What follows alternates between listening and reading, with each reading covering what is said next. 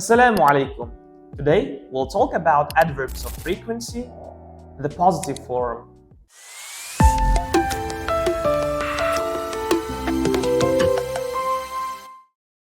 Keling, dast avval biz bu so'zlarni tarjimalarini ko'rib chiqsak. Never, hech qachon. Sometimes, ba'zida. Often, tez-tez. Usually, odatda.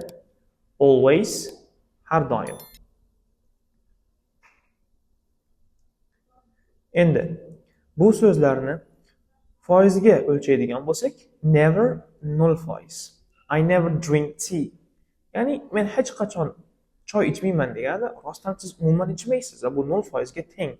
Sometimes 40%, often 60%, usually 80%, always 100%. Misol uchun, I always get up early. Men doim erta turaman. This is doim 100% erta turasiz. Hop. Here we have got the structure. First comes subject, then comes adverb of frequency, then comes verb, then comes object or phrase. I never drink Pepsi. Tarjimada men hech qachon Pepsi ichmayman. You sometimes eat pizza. Sen ba'zida pizza yeysan. E'tibor qaratinglar. Please pay attention. Adverb of frequency comes before verb. Adverb of frequency, verb fe'ldan oldin keladi. We often have dinner together. Biz tez-tez kechqurungi ovqatni birga yeymiz. They usually meet online. They always play football. Now, for he and she, we should add s. He never drinks. She sometimes eats. Right? For he and she, we add s.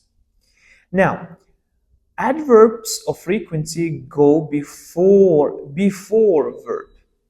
I always have an egg for breakfast. Not, I have always an egg for breakfast. Birinchi always, verb of frequency, va undan keyin fe'l kelishi kerak. Okay, so here we have got the exercise. Sizlar uchun mashq bor. Pause the video, videoda pauza qiling. Mana bu yerdagi so'zlarni to'g'ri joylariga qo'yib chiqing. Esingizda bo'lsin, bu so'zlar fe'ldan oldin keladi. I hope you paused the video and did the exercise. Let's check it together. I never drink. We usually have. My parents always eat. I often choose. I sometimes look. If you did the exercise well, congratulations. If you couldn't, watch the video again. Agar mashqni to'g'ri bajargan bo'lsangiz, tabriklayman. Agar kamchiliklar bo'ladigan bo'lsa, videoni boshqatdan ko'rishni tavsiya qilaman.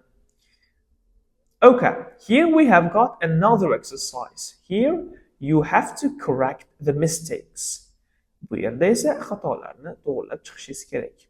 Pause the video and do the exercise.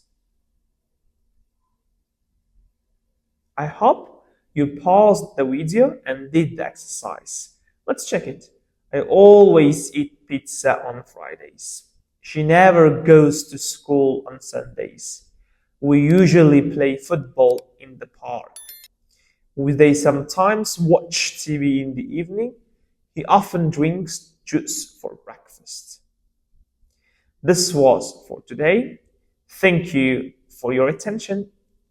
See you next time.